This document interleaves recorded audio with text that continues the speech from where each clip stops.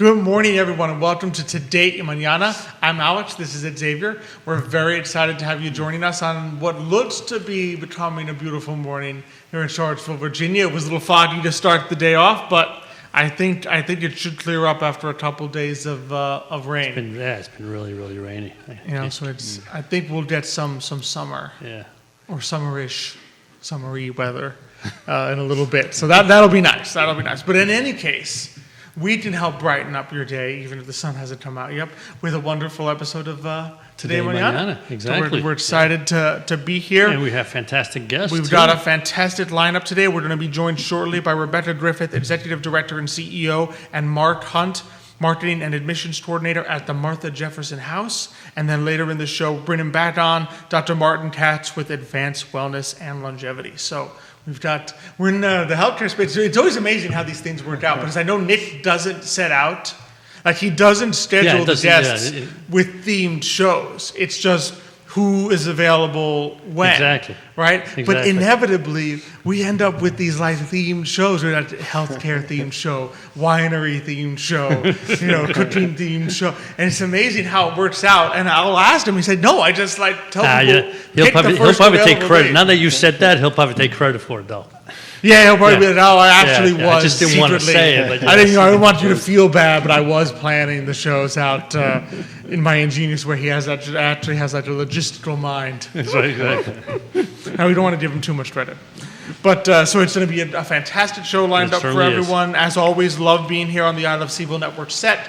Love our fantastic partners, Emergent Financial Services, Matthias, Realty, Charlottesville Opera. And so we're big fans of them. I think we had them on last. Oh no, we had the Oratorio Society of Virginia. I think was on. Yeah. And from what I heard, sadly, with my little newborn, I couldn't quite get her everything lined up to be able to go, which was tragic because it was Bach, Bass, and D minor. But I think Nick was able to attend the he did. He loved rehearsal, and he loved it. He said it was fantastic. So I'm sure everyone who attended that concert really, really enjoyed it. Yeah. They always do a beautiful job. I was lucky enough to get Beethoven's Ninth from them last year. So as tragic as it is that I miss Bach, Mass, and D minor, I still put Beethoven on top of that. I would still, if I had to miss one, I would miss Bach before I miss Beethoven's Ninth. No offense to Bach. I'm sure he won't be offended. None taken, no. None taken. None taken. He probably doesn't even hear it. Okay.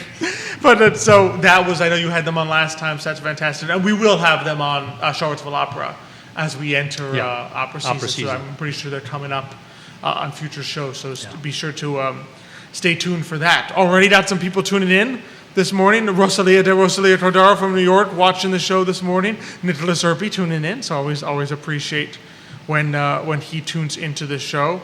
We've got people liking the show. We've got Ditsy Bowling Aiken liking the show this morning. Appreciate that. Thanks for watching.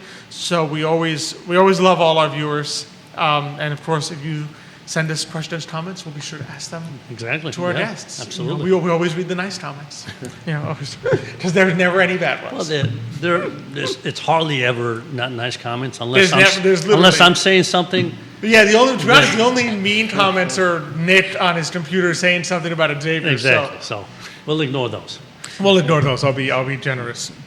But I don't know about you. I'm excited to jump right into today's show. Sure. Absolutely. Alrighty. So we are excited to welcome to the show this morning Rebecca Griffith, Executive Director and CEO, and Mark Hunt, Marketing and Admissions Coordinator at the Martha Jefferson House. Rebecca, Mark, thanks so much for coming on this morning. Thanks for having us. No, it's a pleasure. It's a pleasure. So for those who maybe haven't yet heard of the Martha Jefferson House or haven't met you guys, maybe you could tell us a little bit about the history of the house and also how each of you got involved. Yeah, absolutely.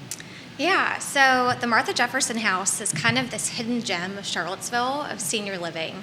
It has a lot of history. We've been open since 1957. Oh, wow. And we were opened by a local philanthropist at that time in affiliation with Martha Jefferson Hospital. Mm-hmm. So that's how we got our name. Oh, okay. But we are no longer affiliated with the hospital. We actually became independent as a 501c3 nonprofit in 2000. Okay. So we've been independently owned and operated for 25 years now. Wow. So Fantastic. yeah, it's been great. Well, yeah, this will be 25-year anniversary. Congratulations. Yes. Congratulations thank on you. that. Thanks. And how did you yourself get involved? So I started at Martha Jefferson House actually as the marketing and admissions coordinator 3 years ago. And the CEO at that time actually put me through an administrator in training program, which is how I became the now executive director and CEO. So wonderful. It's been great. Mark, how about yourself? So I was at the Laurels before this for the last 5 years in a different role in staffing. And then this position I became aware of this position and I applied because I was kind of wanting to change the pace, and I've heard amazing things about Martha Jefferson House. And so I met Becca, and they brought me on, and I had some big shoes to fill, obviously. But it's a wonderful place. It really is. It's a hidden gem, literally. It's you hear wonderful things about Martha Jefferson House, and everybody will say, "Oh, I've heard amazing things about Martha Jefferson House," but where is it? Or I've never been there. Yeah, that's what I was thinking too. I saw the pictures. I looked at the website, and I'm like, "Where is it?" Like you see this beautiful courtyard and this beautiful house. I'm like, "Where is it?" Yeah. So we're on Gordon Avenue. Tucked off of Rugby Road. So we're kind of in the heart of UVA student living. Exactly.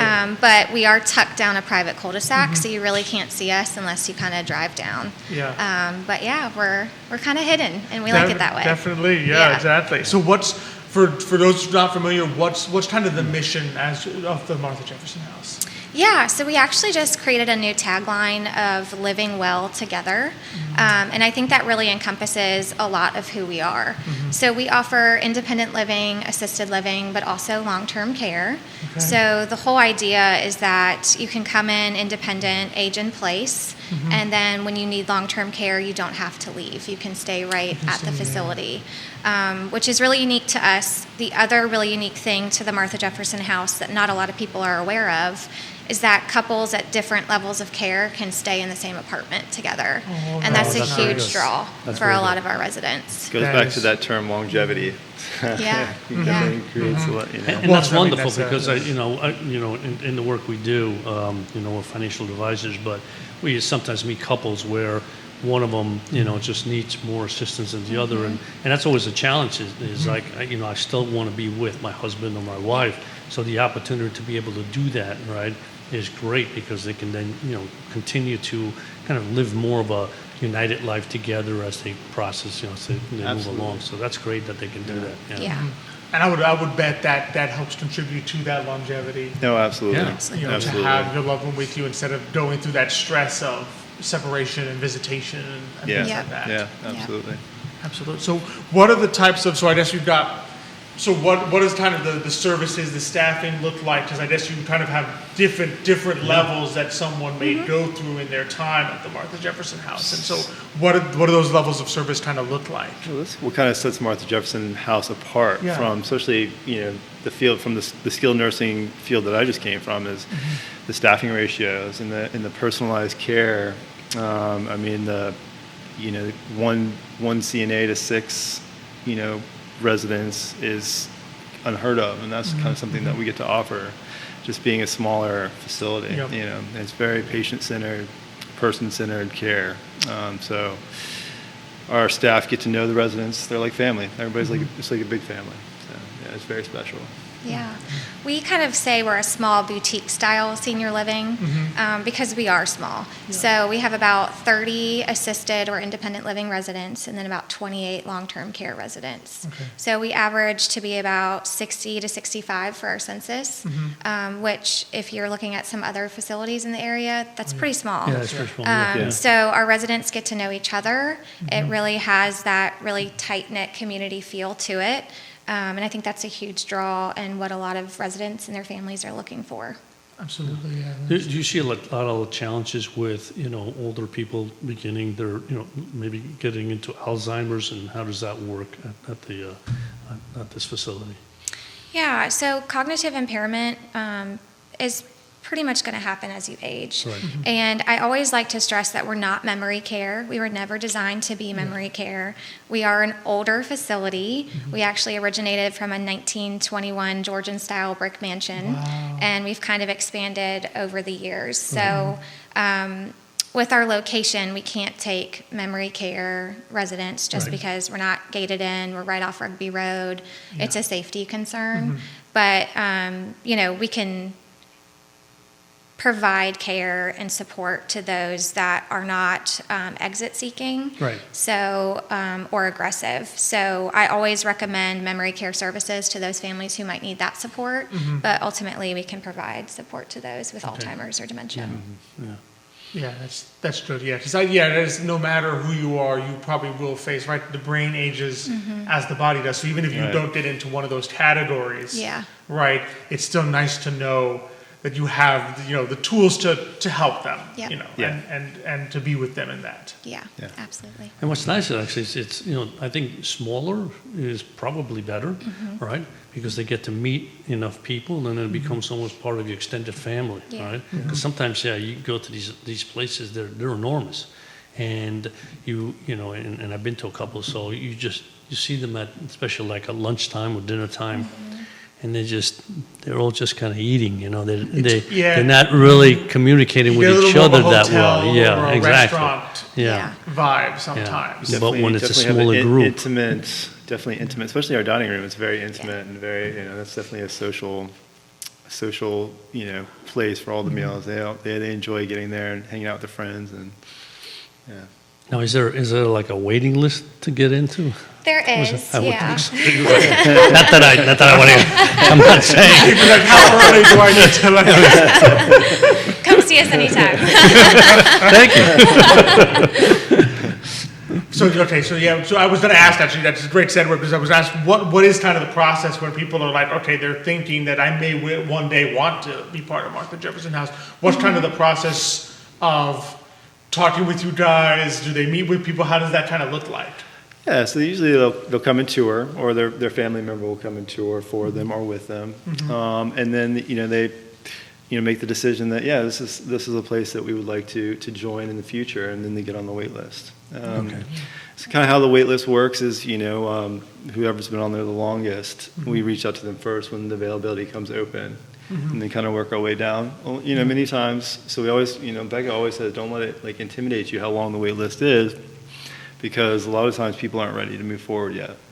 So, last month we had a couple that was not on the wait list, and we went through everybody on the wait list. Nobody was ready yet, and so we were able to bring them in from the community. That's a good point, because I was going to ask. I said, what if you say, oh, I'm going to get on the list, and it's like all of a sudden they call you and say, okay, we got room. It's like, well, I'm not really ready yet. And that happens all Yeah. the time. Yeah. Okay. A lot of our people on the wait list are just being proactive. Okay. Maybe they know of Martha Jefferson House. They always wanted to be there. They want to get on the wait list. It's kind of that peace of mind. I'm going to get a phone call that a room's open, but I can decide at that time if it's the right fit for me or if I just want to wait a little bit longer. Yeah. And that's, I would say, the bulk of our wait list. People being proactive, they want to be there, but they're thinking 3 to 5 years from now. Yeah. But there's that peace of mind for them if their situation changes and we're calling every time a room's open, they can be like, hey, well,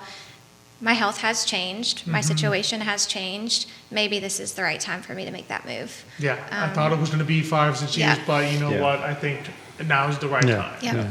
Yeah, understood. Yeah, so that's nice that you can be on that wait list, and then if it's not the right time, you can remain, I'm guessing, on the wait list. Oh, Yep, absolutely, you remain yeah. right where you are. So you Yeah. don't lose your spot. We don't move you to the bottom. It's by date added, so you'll get a call just in the same order. So, That is You lose your spot, yeah. exactly, yeah, which is nice. I would imagine the peace of mind is a huge element Yeah. there too, to know I have this wonderful place Yeah, that I can go, Yeah. right, when the time comes. yeah, absolutely. Now, can people come visit the Martha Jefferson House and take a look and walk around and just see? Yeah, absolutely. Okay, that's important. Yeah. Yeah. Yeah, we welcome tours anytime. Okay. They would be meeting with Mark, so you get Oh, to see yeah. the face that you'd be meeting with, and he He would puts on the just smile, kinda- and there you are. That's all I can. I'm done. So you would see the whole campus and get a feel for the community. Usually we have activities going on, so hopefully you get to see a resident or two, which is really nice. And then at the end, he'll kind of go over pricing and any information that they want to learn. And then they can decide at that time if the wait list feels right for them or if they still want to kind of do their research and get a feel for other places in the community. I always say it's like going to college later in life. You know, what type of dining experience am I going to have? What type of room am I going to be in? So it's a huge decision. It's a huge commitment. And we don't take that lightly. When you make that choice, that's a huge life transition. Oh, absolutely, So we want to support them, and I always say, you know, we're on your timeline, and we can help and support you in that timeline, and you keep us informed if your situation changes, because that's how we can better serve you. But it's a good little community. It's really sweet. Yeah. What are some like amenities and things that Activities? Yeah, I was going to ask that. What were some of the activities? Yeah, so we have a leisure and enrichment program and an activities team that helps maintain that on the daily. A lot of workout classes. We have seated yoga, Tai Chi, moving and grooving, workout with weights. We also have a lot of bingo lovers, so you will play some bingo. Trivia. And Rummy Cube is a crowd favorite right now. Wow. Gets a little competitive, so watch out. But it's really fun. They really enjoy that. And you'll just see them throughout the home, you know, working on puzzles. There's the literature group, a music club. We have a lot of musical programs that come in, which is great. So we have a banjo player that comes in. He's volunteer. He actually has family members from his past that has lived at the Martha Jefferson house, and he's continued to come. And then we have guitar players, all sorts of stuff, a lot of piano players. Yeah. That's beautiful. Yeah, Yeah, it those really are the key things that you kind of watch, because I mean we talked about it in retirement planning. You know, you got the no-do years, the slow-do years, and the no-do years, right? And anything you can do to try to get right those no-do years where okay, you're not traveling anymore, to resemble, I think, the slow-do years with the movement, exercise, music. You don't want it to be like this cliff where like, all right, yeah, okay, my fun retirement time is over. Now I just sit around and wait, right? Yeah. You want it to really be a transition where you as much as possible, right? You continue to do the same things you were doing in a different way in the previous phase of retirement. Oh, exactly right. And I think when as you get older, one of the things that I've noticed is that if you stay home and then just don't have a lot of company, your brain activity begins to slow down dramatically, right? Yeah. But I think when you are gathered with other people, your age, a little young, a little older, whatever, and there are these activities, right? Especially, some people like to dance, some people like just to listen to music, some people like to read books, whatever. All of a sudden you find somebody that has the same likes like you do, right? And so you're able now to gravitate to that area and there's conversation, right? And that's the key, to be able to converse with people, talk to them, and keep active, whether it be mentally or physically. And I think that is very helpful. Absolutely. Absolutely. Well, when you think about health, you have to look at it from a holistic point of view. You can get great care somewhere, but there's that emotional and mental need of being engaged with others, being socially present with someone you can have a conversation with. And that's something we really strive to do, is approach each individual that comes to us from a holistic point of view. Yes, we can provide your medical care needs, but there's more to a person than that. What religious background do you come from? What are your spiritual beliefs? How can we support you in those? And it's just really important that we approach care as person-centered as possible. And I think we do a really wonderful job at that. Absolutely. And I would imagine that ratio of caregivers to patient is probably key there, because a lot more can be done in terms of like you're not just having nurses rush in and out because I have 30 rooms to visit today and I don't have time to spend more than 5 minutes with you. It probably can contribute to what else we can talk a little bit. Just I mean, I remember when I've had relatives even in rehab and things. Sometimes they just want to talk with the nurse. It's like, I just want to talk. And you realize as they're talking that, they don't have any actual medical questions. They just want to, they need someone to chat to. Somebody to chat with. And you don't have to worry about that rush because of that Yeah. because of the ratio that you have. Yeah, No. absolutely. No, absolutely. And it's such a small community. Everybody knows everybody. And, with our new residents that move in, like our existing residents are really great about getting to know them and getting them out and getting them engaged in activities or just in social activities. So it's great. Yeah. That is Yeah, fantastic. that really is. That really is. That's some great wonderful. work. Yeah. How would you say, would you say being a nonprofit has helped you in that regard? What would you say is kind of the benefits of being a nonprofit in this space, a 501c3? Yeah, so I think so. When you think about residents and what they're looking for, a lot of them, that really matters to them. They don't want to go to like a corporate-owned facility. They prefer to go to a nonprofit organization. I think the main benefit is that we can be independent. We can make our own decisions. We don't have corporate telling us what we need to do. Of course, we have regulations we have to follow and guidelines that we have to stick to, laws of the land. But ultimately, if a resident has agency in what they can choose to have at their facility, I think that makes their experience that much better. So if they come to me and they can voice their opinion on maybe the care that they're getting or services they'd like to see, and I can change that, and they feel like they've had a voice in that, that's huge. So I really like that we're a nonprofit. I think that's really important for me on like a personal level and also for the residents who are coming in to join a facility.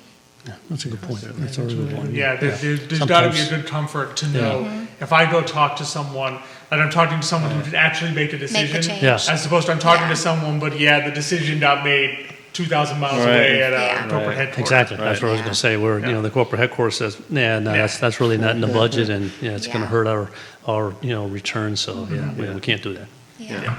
So we are governed by our board of directors, but that's another really cool thing about us is they're very active. When I say we have a working board, I mean we have a working board.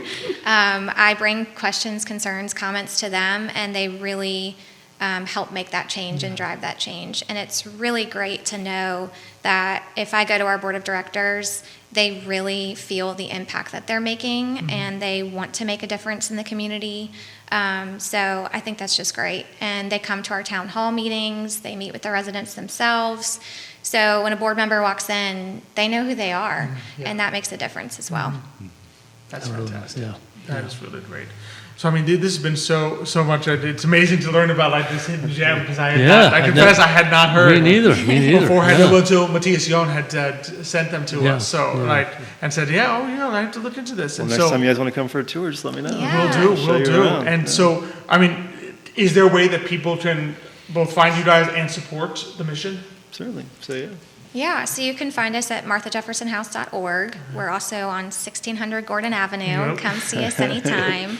And volunteer. I always encourage people to just come in, sit down with a resident, get to know them and their story. It means so much to them. Play a bingo game, come join us for trivia, do a workout class. We're always open to that. So our volunteer program is pretty good. It could be better. I think any nonprofit would say that. Yep. So you can never have too many volunteers. No, come volunteer with us. We'd love to see you. Wonderful. Well, thank you both Thank you so much. Thank you so much for having us. You do. Really appreciate it. It's a pleasure. Thank you. Yeah, thank you. So much. And so, be sure to check it out as we make our transition here, Martha Jefferson House. And if you can visit them on Gordon Avenue, or you can go to marthajeffersonhouse.org. So all one bit, marthajeffersonhouse.org. Thank you guys so much for coming on. Really appreciate it. It's nice to see places like that, right? Because like I said, we've seen enough where they're huge, and you just feel like almost. We've sadly visited some. Almost like cattle. It's like, okay, move them in, give them what they want, but they're lost a little bit, right? Exactly. Yeah, some people talk to each other, but it's nice when it's a smaller community. I really do think so. Yeah. I think the more they did, and I remember this from watching the Blue Zone guy. I forget the guy's name. And I know not everything, on his TV show, on that documentary he did for Netflix was, okay, all right, it's his opinion. But I think there was something when he went to the place in Italy, and there was this sense that the more people you had around you, the longer you lived. Yes. Right? And one of the things they found there was just no one ever ended up alone. Right? They always had were living with family, community, friends, right? Exactly. And this was a small Italian town, so I'm not sure they even had a Martha Jefferson house, but they did it themselves. Everybody took care of each other because of the fact that they were such so a small. You never got the sense that, okay, you've hit 75, 80, you are now on your own in a hotel.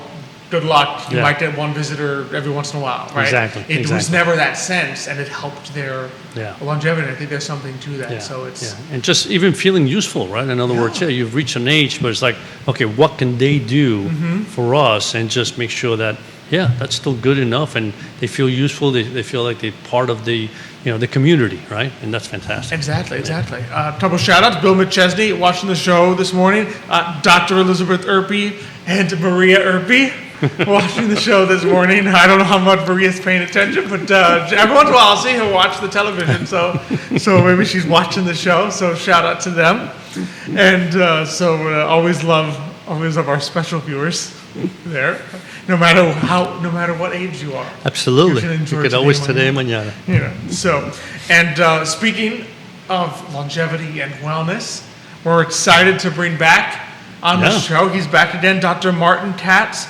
From last time it was something else, but this time with advanced wellness and longevity. Dr. Katz, thanks so much for coming back on with us this morning. Welcome. Alex Xavier, thanks for having me. No, it's always fun to have you on. So tell us a little bit about the new practice and the idea behind advanced wellness and longevity. Sure. So I've always been really passionate about how we think about health, not really disease management. And there's a big distinguishing factor there, and we can talk more about that.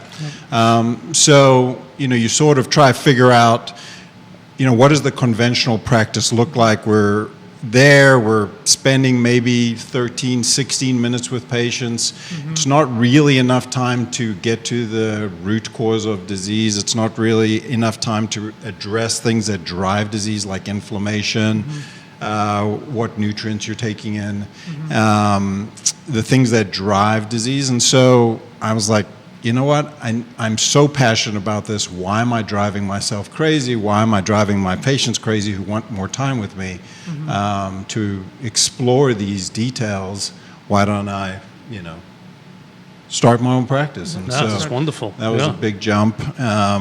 There's some other reasons, but that's the major reason. Yeah. And how would you distinguish? I mean, I'd love to get your thoughts on it between, health and that disease management or paradigm of medicine. Yeah, so we got to think about where we are now, and currently we have extended over the last 4 decades until more recently. We have extended lifespan, certainly. We're living longer, but we have not extended health span in any way, shape, or form. And you just look around, and part of the reason that drove me to start this was neurodegenerative disorders. They are a very fast-growing concern in this country. Cardiovascular disease has remained a huge problem. It kills approximately 900,000 people annually, which is a remarkable number if you figure out how much we've invested, billions and billions of dollars. Cancer is still a major concern and killer of people. It's the second leading cause of death in this country. Lots of people are diagnosed with it. Lots of people have a lot of morbidity, which means they don't die, but they have a lot of trouble and disease around cancer. And then you look at this neurodegenerative, which is just increasing by an incredible amount. And part of what drove me is seeing my mother-in-law suffer from neurodegenerative. My wife and I she actually moved. She was actually living, helping take care.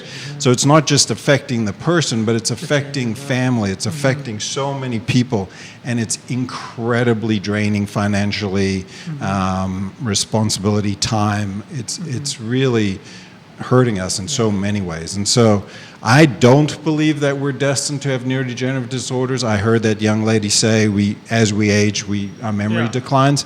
And yes, we have some sarcopenia, we have some mental deterioration, possibly. I don't think we absolutely know, because we're resigned in this country as we get older to not necessarily take as much care of our health. I'm like, I'm 70, 80, I can eat what I want to eat, I don't have to exercise anymore. I believe that is an absolute falsehood. we don't pay as much attention. I think if we did, and we put as much time and effort understanding those disorders and what contributes to those chronic disorders, we would have a much better health span. So again, there's a big difference now between health span and lifespan. Yeah, because there's also, because you're right, there's a huge difference between, okay, I'm aging and, maybe I can't remember something from 20 years ago the way I used to. Maybe, okay, I forget something every once in a while. And a neurodegenerative order that is basically sapping my ability to live a good life in those last, 20 years of life. It's basically almost cutting that lifespan short by saying, you won't be able to live your life to the fullest anymore. It's debilitating in a way. And there's a big difference between those two things, and you don't want the latter.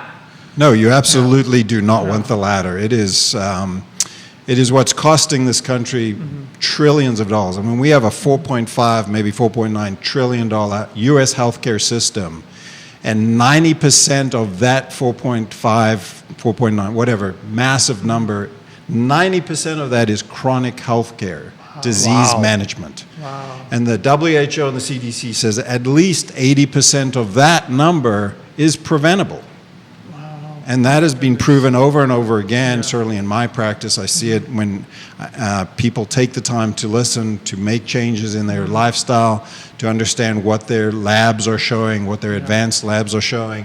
Now in the new practice, I do body composition, so looking at what their visceral fat is, what their body fat is, what their muscle mass is, are they losing it, are they gaining it, what's their basal metabolic rate. I do actually also do a breathing test looking at basal metabolic rate, which also gives you a respiratory exchange ratio. So at rest, what are you burning? Are you burning fat, which you should be, or are you burning carbs, which you should not be?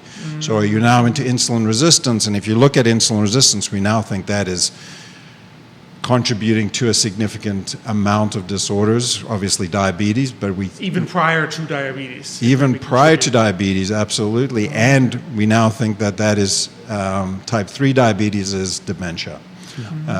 People refer to that as well, so it contributes to brain disease as well, neurodegenerative disorders. And so insulin resistance, body composition, looking at these finer details that certainly contribute to disease. And that's important. I think part of the issue is that, and maybe it's just people in general, have this sense that if I'm sick, just find the right pill, give me the right pill, and I'll go home, take the pill, as opposed to taking a step back and saying, how did I get here? In other words, what is it that caused me to have this particular illness?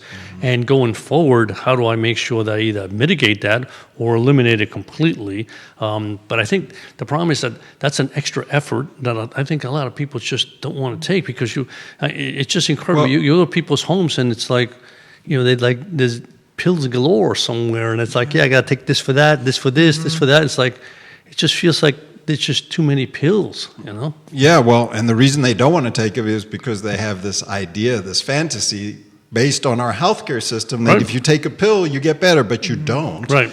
It's managing chronic disease. It's not actively finding the root cause of illness, figuring out what did that, and then helping support that. So as a physician, again, spending a very little bit of time, and my peers, hey, by the way, you need to eat better and exercise. Well, what does that mean? Yeah, I know I need to exercise and probably eat better. 60 to 80% of Americans know that. 20%, maybe 17% are actually doing it.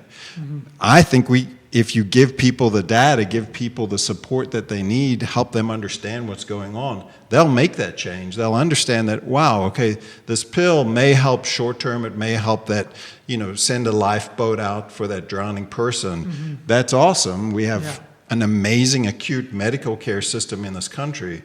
We have a terrible chronic disease medical system. And that's the difference. I mean, the surgeons in this country, some medicines, I'm not against medicine. I'm against an integrative, holistic approach. Right, exactly. Where we understand that some of these things may help us initially, but let's figure out what is happening at the root cause.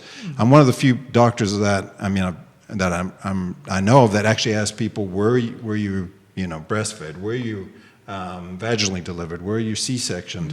That has an effect. How many antibiotics did you take? Where did you grow up? What toxins were you exposed to? All these root cause. What do you do for a living? What kind of stress do you have? How much do you sleep?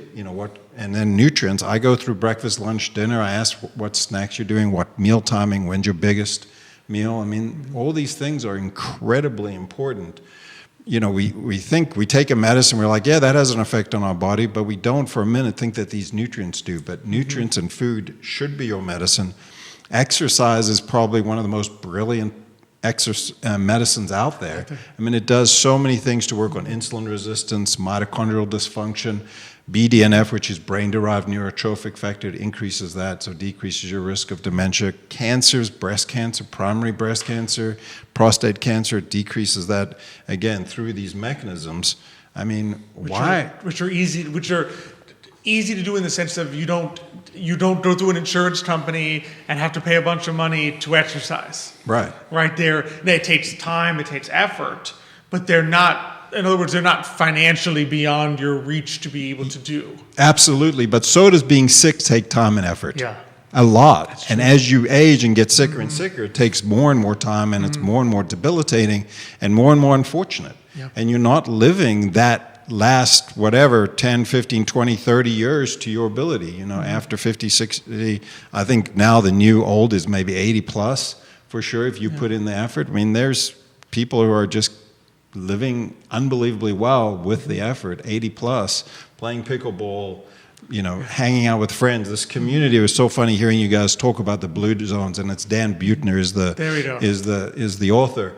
I mean, he does a brilliant job of helping people understand when we live in community, when we have purpose, when we have contribution. These are essential to human nature, having growth, purpose, contribution. These things, once you're doing that and you're living in a community that supports it, does well, you don't probably need nursing homes. And Martha Jefferson House is absolutely beautiful, and I'm so glad that they're here.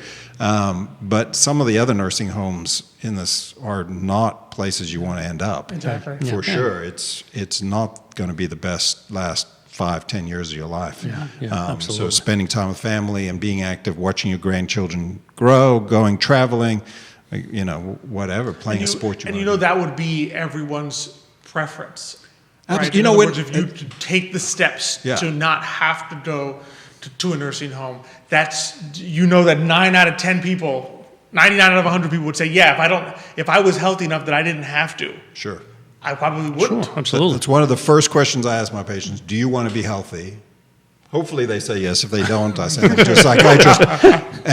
And mental disorders are another contributing cause, but, is that, cell phone use, how much sleep you're getting, exposure to toxins, again, insulin resistance, mitochondrial dysfunction, how much of that contributes. We're a system, we're not just a brain and a heart and a liver, we're a system. So all of these things contribute. And so, making sure that people understand that and understand that they can add to their health span and really live the way they want to live is, for me, incredibly important. And I'm unbelievably confused as to why we're not doing it and why the system doesn't support it. I have my reasons and I have my thinking, and unfortunately it has a lot to do with money. And the systems that are in place are very big and very, very wealthy and make a lot of money on the system. So to change that is going to be massive. Exactly. But it needs to happen, and there are certainly countries, and there are people talking about it, more and more podcasts that are coming out talking about it. And so if you haven't looked for a wellness or a longevity podcast, about time you did. There's a lot of very intelligent guys out there speaking truth to this. So, pretty happy about that. But like we said before, really, it's up to the people, the person, right? In other words, it's the old concept. You can bring a horse to water or a camel to water, wherever it is, but they don't drink, right? It doesn't really matter, right? And I think more and more people recognize that now. I wanted to ask you a question because we keep reading about this, and I wonder whether it's true or not true, or a little bit. But we also hear now that the food source, that we get in this country, right, really doesn't quite have the vitamins and nutrients that they used to in the past, maybe because of, whatever, really, maybe pesticides or growth hormones, or by the time they pick them really young, and by the time you get them, they don't, they lose some of that. Is that also a cause of concern, or is that also possible as to why we're not as healthy as we should be? There's no question, and there's lots of good studies that show that too many people, 60 to 80% of people, eat way too many ultra-processed foods. And Michael Pollan wrote a great book called Omnivore's Dilemma, where he talked about this, understanding that you should eat food that's made by a plant, not in a plant, like a chemical plant. So we should not be getting our foods in the middle part of the grocery store on the outsides. We should likely be using CSAs, these local agricultural communities that are at your local Saturday or Thursday evening farmers market. And these guys are really putting out some delicious foods. And start your own garden. There's absolutely no reason you couldn't do that. Raise bed or even, you don't have to raise the bed, but just have something there at home. So I absolutely agree that our quality of food has some challenges, but I think the Environmental Working Group has a clean 15, dirty dozen a list that you can look at which foods you should really be thinking about doing organic, which foods maybe not, just because food is expensive these days, and we want to think about how we can, keep that under wraps while trying to ensure we get nutrients into our system to support a healthy body, a healthy cell. Yeah, without any doubt. I mean, that's the other thing for sure. I mean, it's true. It's like, you walk into the store and then you go through the processed foods, and it's just so many people just like, they put that into their cart, and it's like. And I think part of it is also educating them. I know you talked a little bit about, obviously, what it means to be a doctor, right? And to teach, because part of it is, I think a lot of people don't realize, if you haven't been taught, like you walk into a grocery store, you see bread in the middle aisle, you grab the piece of bread, you don't realize what's in the bread. Like people just say, well, it's just bread. I said, well, no, that bread is no longer made. That's not just flour, eggs, and butter anymore. Like there are things, that bread has been ultra processed, but if you don't know what to look for, how to look for it, so I would imagine there's a big teaching component of, all right, it's one thing to you need to eat healthier. You've told me how you eat. You've told me what you eat. How can I help? Do you help lead people to what they should be eating and how to sort of look into the food that they're eating? Yeah, absolutely. And there's great apps out there as well, Yucca being an app. I mean, there's lots of good apps out there to help you sort of figure out. Some of them give you a thumbs up if it's not ultra processed and there's not too many ingredients in them. So I strongly encourage people to use those apps. And I, instead of going to the grocery store with people, I encourage them to do things like that. Exactly. I used to do that. Well, I used to have a nutritionist who did that and would go to the grocery store and come up with lists of what people should be eating. Interestingly, AI has made that a little easier, so I can use some AI occasionally to come up with nutritional plans for people that are less ultra processed, more nutrient dense, and everybody's different. Trying to figure out, is maybe a more plant strong diet better for you? Is more keto animal protein diet going to be better for you? Do we need to do an elemental diet? What do we need to do to get you healthy and on the way to health and feeling better? Everybody's different. Do you need to have gluten out your diet? Do we need to do more intense gluten testing? There's so many different forms. Just what we do now is probably inadequate. And so there are more advanced tests on that front if you just aren't getting better, which some people really struggle with. So that's where these functional medicine docs, I'm not functionally medicine trained, but it's sort of how I practice. But there are docs out there who are getting more advanced. Unfortunately, it tends to be a little bit expensive. So instead of doing that, well, let's take it out and add it back. And so that's where that personalized approach comes in, and sort of spending time with people and trying to figure it out. Testing, sort of. I guess, because let's face it, it's not. Once you have an individual person, it's no longer something that's like lab controlled. You just have to work with testing. All right, see how you feel when you're not eating this. See how you feel. There's only so much you can do to I guess, do a look at cause and effect, because they're not in, there's not two versions of me, Right. one control group and one out there. It's like there's just one version. Exactly. Yeah, and that's the fun thing about being able to spend time with people and doing a personalized approach and having these tools at your disposal to figure out these things so we can take a personalized approach. Because so often I have people come in and say, oh, my neighbor was vegan, I went vegan, but I felt terrible. Or my neighbor was carnivore, I tried that, and that I felt horrible on that, or my labs looked terrible, my inflammatory markers went up. So really trying to figure out what best approach is yours rather than your neighbors. And they felt better, you can be happy for them, but you may need a different approach. Absolutely. Yeah, and what vitamins and supplements do you need to help with that? That's the other thing. I did create a supplement company with 3 other guys, so we've been trying to create bioavailable, personalized supplements for that. And as you know, the last time I think we talked about the book I wrote, to try and educate people. Yep. And that's the fun thing when kids come into the office, the first thing I say, do you want to be healthy? All of them are super excited, absolutely. And then the next question I say, well, what does that look like to you? So very specifically I ask them, about sleep, about nutrition, exercise, what are they doing to manage stress? Are there any stresses in their life? Just to keep that conversation. So I see them once a year, once they're old enough to sort of understand those concepts, maybe 5, 6 years old. And every year I ask them the same thing, just to try and hone in on that, to help them understand, what, I can make a difference in my life. I can maintain health and be intentional towards it. Wonderful. That's awesome. So how do people, what's the process like for now? Because I guess now that you have your own practice, if people are interested to say, hey, I want to meet with Dr. Katz, I want to learn more, what's kind of the process of becoming a new patient?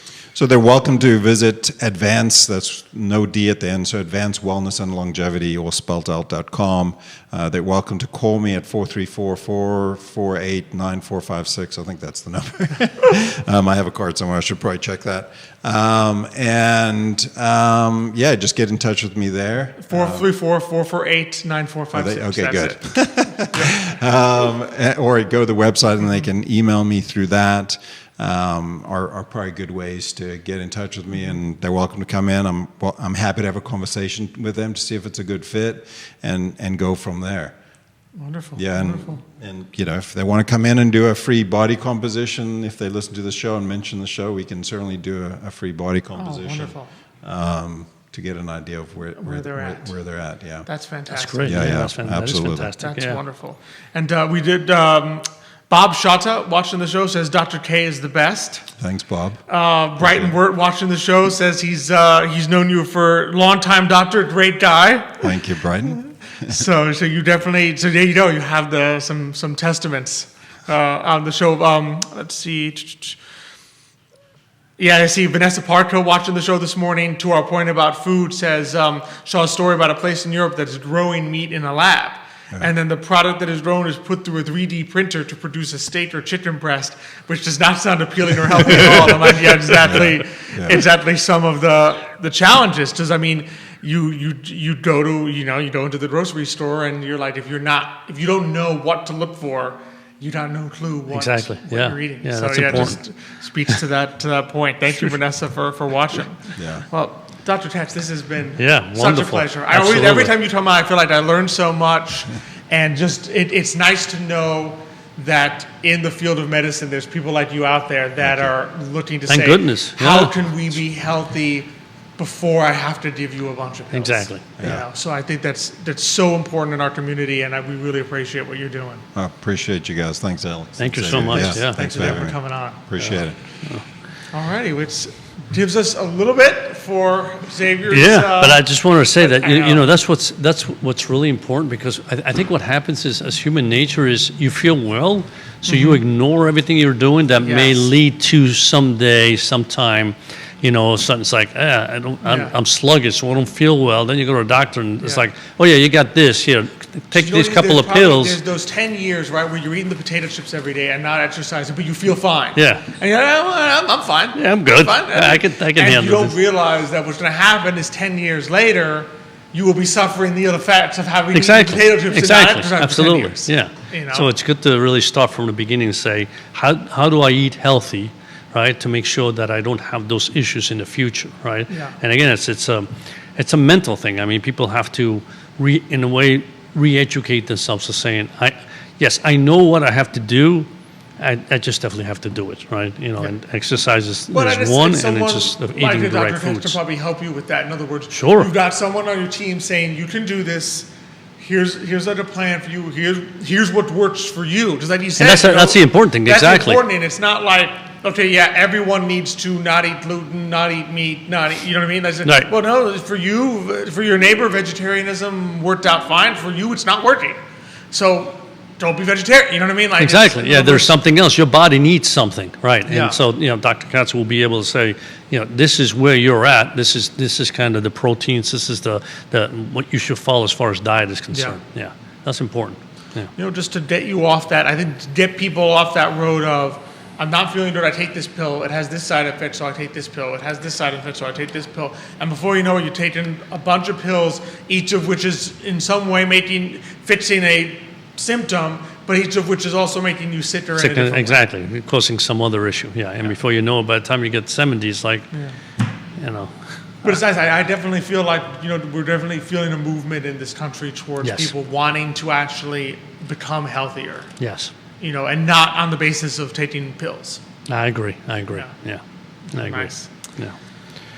No, so really, from a financial point of view, right, from finance, I think a couple of things. One is, last week the Fed met.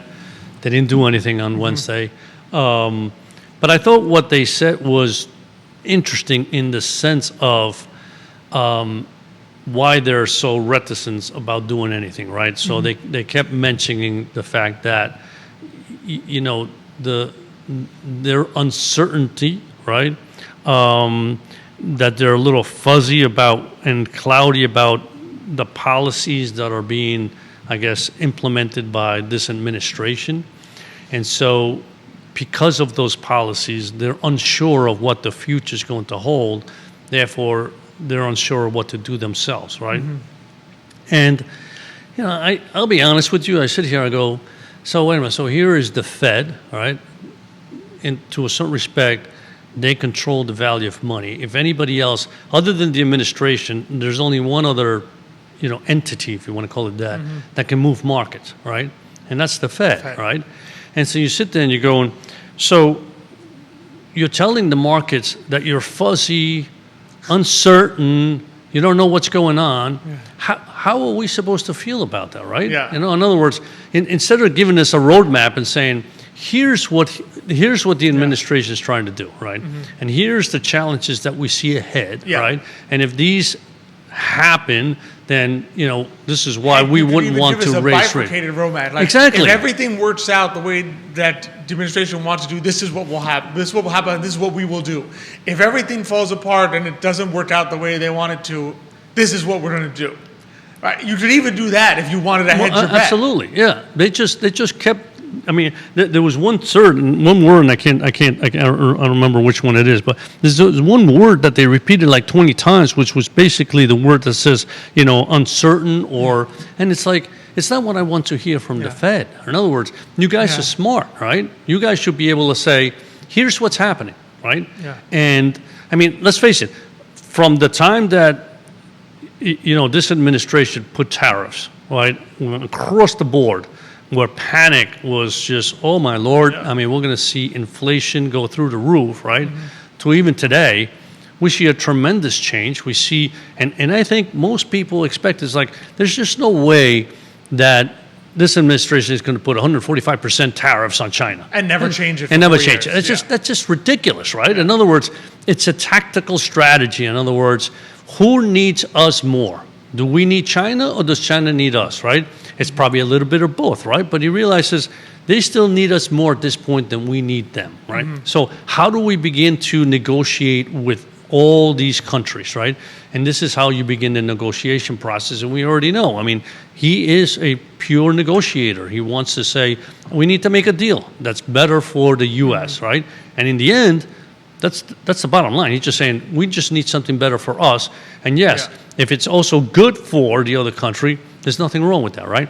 So having said that, that's kind of what was on unfolding, and it's already started to unfold. So I think going forward, you can say, well, if the UK, the deal with the UK and what's coming out as far as the relationship between China and the US, if that turns out to be what happens, those are pretty good numbers. In other words, there's nothing in there that you should say, oh my Lord, that's going to create a tremendous amount of inflation. So as the Fed, shouldn't you be saying energy prices are down? And they talk, and the Fed talks about the second effect, right? In other words, it's not just these prices going up, but the second order effect. Well, hell, energy works the same way. Energy works the same way, and maybe energy has a second order and a third order effect, because if anything, energy is what runs everything. So if you get oil prices down, gasoline prices down, and all that begins to impact everything else, before you know it, you have a situation where inflation has decreased in that area, and it decreases across the board. So if something else is now more expensive, and let's face it, we're talking about tariffs. So they raise the tariffs on XYZ. Well, it's only that product. It's not everything. So yeah, that product may be more expensive, but not everything's more expensive. And maybe that product, when it gets here, it's cheaper to ship. As a result of a deal. Of a deal, exactly. The 145 was temporary on everything. Exactly, as a result of the deal. And second of all, once that product gets here, well, now energy prices are lower. Getting that product from getting the product here is now cheaper if the energy prices So go in down. essence, so it's like, wait a minute, we're really not going to see a tremendous increase in this, in getting this to the consumer, because everything else is down, right? And so I think, to a certain respect, they're sitting back and waiting when they should be at least be telling the markets something else, right? And I'll be honest with you, I don't think the markets care that much anymore. I mean, the Fed bonds says, were, other than when bonds. we walked in today. Well, bonds went up because the PPI was down 0.5, right? So it's like, well, if the PPI is down 0.5, obviously the inflation numbers don't look as bad, right? Yeah. In other words, we're not seeing the Remember, inflation the bond yet. market is not interested in what the Fed's about to do. Well, at least the long end of the bond market is not interested in what the Fed's about to do now. They're interested in what is the long-term inflation picture. And if they start seeing data which says that the long-term inflation picture is not, in fact, a complete disaster, it's not double prices, right? Then it doesn't matter how uncertain the Fed tells them they are. They're going to be like, well, you're telling me you don't know what's going on, and I'm getting data saying the long-term picture looks better. Bond prices are going to go up. Exactly. Yeah. So I think, I think to a certain respect, I was disappointed. Not so much from, they can make a decision whichever they want. Yeah. But I want a little more clarity as to why you're doing that. Which is unusual, because the Fed has no shortage of people, let's put it this way, that truly believe that they are very smart and know what the economy is doing. So for them to come out and imply that they don't know what's going on is a little unusual for them. Yeah. So anyway, all that, again, it creates uncertainty in the marketplace, and when there's uncertainty, and I mean, you and I talked about going into 2025, right? There's going to be challenges, right? I mean, nothing looked rosy, right? Yeah. So 2025 was going to be a challenging year, no matter who came into administration, no matter what was happening, right? Well, remember, we walked into this year on January 1st, and there was over $1 trillion of consumer debt. Yes. Right? So it doesn't matter what, who's president right now. You still have $1 trillion of consumer debt. That's gonna show up eventually somehow, some way. Now, can you do things to exacerbate it? Could you make decisions to mitigate it? Yes, but you can't make it disappear. Exactly. Absolutely. Yeah. So I think from that perspective, 2025 was one of those years where you say, okay, I'm going to mitigate maybe some of the risk, right, in portfolios, because, focus a little more on income, right, because income is safer, right, and mitigate a little bit of market risk so that no matter what happens, the markets go up, great, right? But if the markets do not go up, if there's obviously volatility in the marketplace, then I know portfolios are a little more protected, right? So I think 2025 has turned out to be that kind. We see markets go up, a little news comes out, they go up, news comes down, they come down, and so on and so forth. So we've seen that, right? Definitely seen some volatility. Exactly. So I think being a little I don't want to say the word conservative, but again, just kind of pull back a little on the reins in portfolios because of that. I think made sense in this particular year. And I then, feel like when you've got volatile markets, right, you need to do two. One is you can be tactical. You can do certain things in between the periods of volatility, right, to gain a little extra in the portfolio. Exactly. But the one thing you can't do is just pull out and stay out. No. Because if you pull out at the wrong time, think about it. April 2nd and 3rd and 4th of it, rough. If you pulled out on April 10th because you were like, this thing's going to crash, it's over, I've lost a bunch of money, I'm putting all my money in cash, well, right now you are kicking yourself. Yeah, exactly. Because in other words, yeah, it was volatile, but it was also volatile on the way back up. And if you had left it there, you'd be exactly where you were on January 1st. So the S&P 500 finally kicked into positive territory yesterday. Exactly. Right. So the worst thing you could have done was to try to guess and leave the whole thing. Doesn't mean you can't make certain moves in between and be tactical, but you can never take the strategy of like, I need out completely. Yeah. Oh, no, without any doubt. I mean, that's a very good point. And, these are the kind of years where opportunities pop up all the time, right? Volatility creates opportunities. They always say that. And we've seen that, right? And that's when, yes, if you have the ability or the time to look for them, you can find them. And that's the key. Yeah. Absolutely. Yeah. Well, that's some Xavier advice for the day. Yeah. Your 2 cents. My 2 cents I worth. feel like it was more like 5 cents today, so Thank you. Good. That's good. I feel like 2 cents doesn't quite do it justice. So Yeah, what was that Yogi Berra? A nickel ain't worth a dime anymore, or something like yeah, that? nickel ain't worth a dime anymore. or maybe it was the 2 cents, and 2 cents ain't worth a nickel anymore. I think is what was it was. it? 2 I cents forget ain't worth exactly, something but like it was that. something of that sort. Yeah. That's always good. Yeah, but this was a good show. It was. Yeah. Always appreciate some great people in our community Absolutely. doing great things. So we're looking, that always enjoy that. Be sure to send us anyone that you think would love to be featured on the show. We love featuring people from our community. We certainly do. On Today Mañana. Next week we got some other great guests lined up, or 2 weeks from now.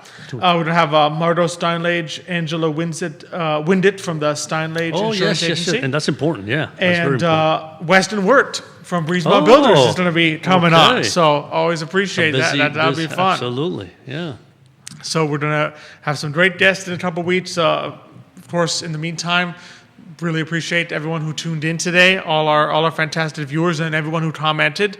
I always appreciate that for sure. Love being here on the I Love CVille Network set. Judah behind the camera made us all the good. Judah had his work cut out for him today. He helped us organize everything, so we appreciate that. We threw him a curveball. We threw him a He was able to curveball, hit it out of the and he park. still hit it out of the park. So he always does that. So he's a great curveball hitter, Judah. So we appreciate that. Of course, love our partners, Emergent Financial Services, Charlottesville Opera, Matthias Realty. Appreciate all of you out there. Enjoy. It looks like it's going to be a nice day. Yeah, I see the nice. sun now. So we've brightened you up during the fog, and now there's some sun. So be sure to enjoy the rest of your day.